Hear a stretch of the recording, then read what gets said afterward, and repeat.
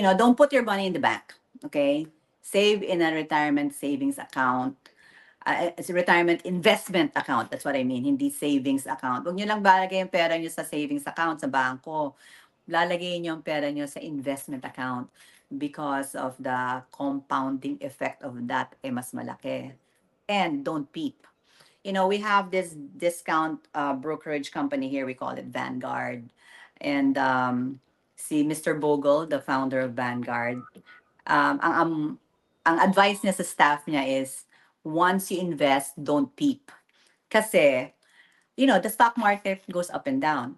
And if you look all the time, baka ma-depress ka nung nag-dip ang market. Nung 2009 or 8, nung nag-dip ang market and I lost 50,000 in my investment. Siguro kung masyado kong tinitigan yon iniba ko yung investment ko, I pulled out, or I may have done something that would not be good for investing. I also believe that life is in seasons eh. May mga season talaga nakakayod ka, puyat ka. Oh, yes. Hindi lagi enjoy season eh. Correct. May At time tapos, talaga to plant eh. Correct. Tapos may katapusan din naman yon, di ba? Yeah. May time to plant and a time to reap.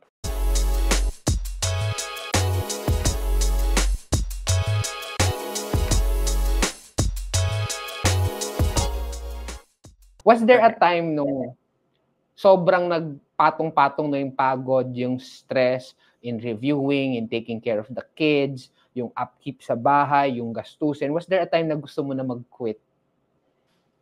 No. Or at least naisip mo?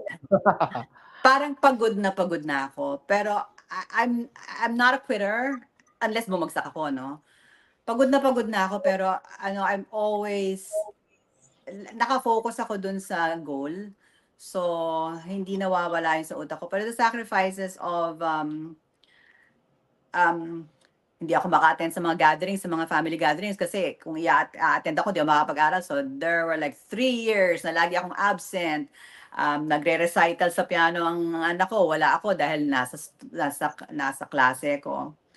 I mean, those are the things. But then if I quit, I know it's gonna be more painful. So it really never crossed my mind to quit. In fact, I even encourage my husband to take the same path.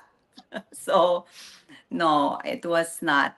Okay na lang mahirapan ako, but I wanted a better life for my family.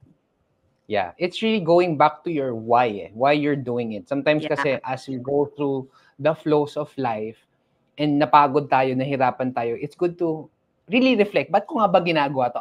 Para sa anak ko, para at least ma-elevate yung lifestyle, magkaroon ng investments. Correct. You shouldn't lose sight of that.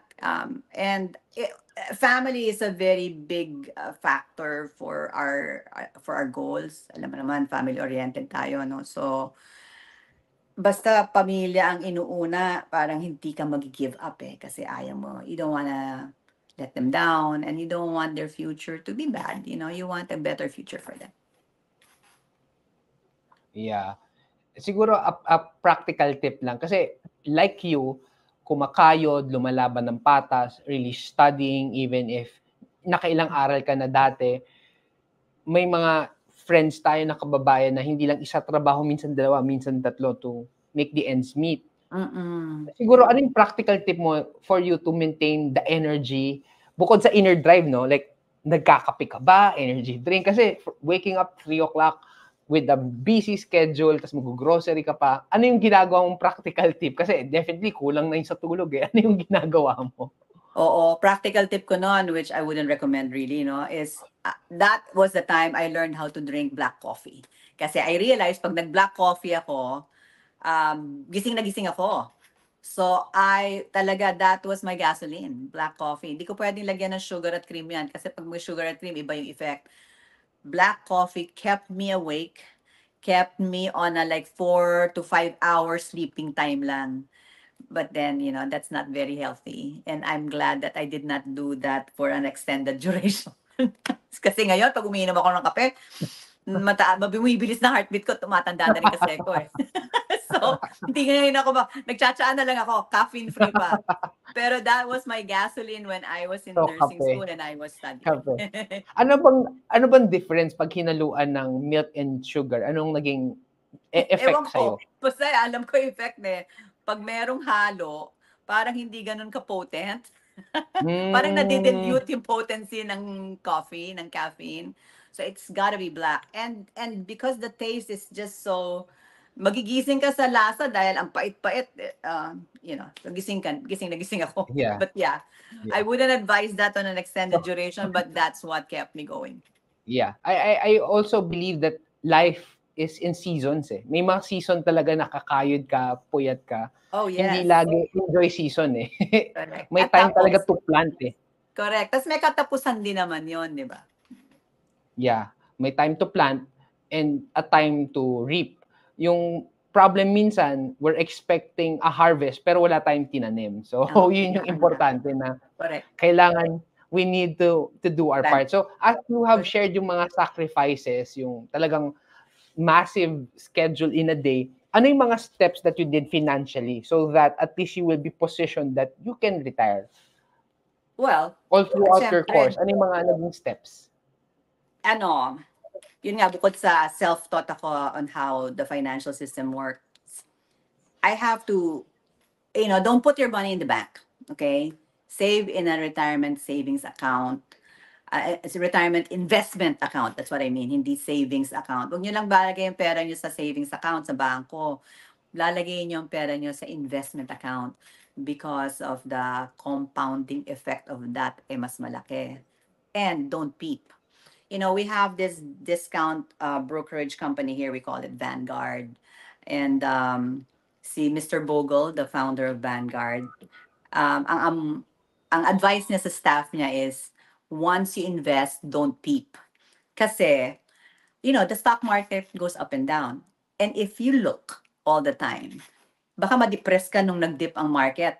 Nung 2009 or 8, nung nag-dip ang market and I lost 50,000 in my investment.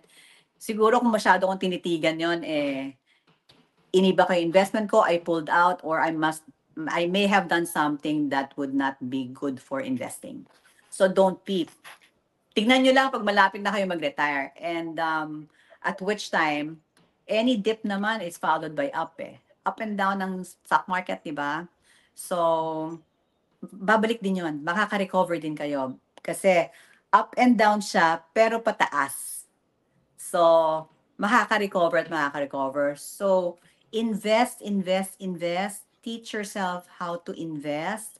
And then, don't get affected by market downturns. Ano lang kayo, relax lang. Boring investment. Boring investor ako. I invest in index funds. I'm not a trader. Yung madali lang, S&P 500, a market that follows, an index fund that follows the S&P 500 market. Ganun lang. Nung nag-uumpisa ako, because I didn't know any much at that point, I started in target retirement funds. Ang target retirement funds is, kung magre-retire kayo at age 65, let's say, that's 40 years from the time you're gonna be retiring, and then dun yung invest ng pera nyo and it all will automatically allocate. And I recommend that for people who are not much in the know about investing. But at least nasa investment portfolio ang ano nyo, pero nag-automatically allocate for you. You don't have to think about it. Those are target retirement funds. So I recommend that dun kayo mag-umpisa kung hindi kayo masyadong marunong. But please don't keep your money in a savings account dahil walang interest na makukuha yun. Hindi lalago pera nyo. Mag-invest kayo. Pero pag-aralan nyo. Yeah. So it's not enough to save but you need to invest. Kasi pag linagay yung pera sa savings account, talo ka pa sa inflation eh. So Sobra. at least Oo. Tapos may fees pa sila na, na may hindi nga tax pa. tumita ng gano'n ng kay pera mo. That's taas-taas ng fees nila, di ba? So it's just Yeah. ridiculous.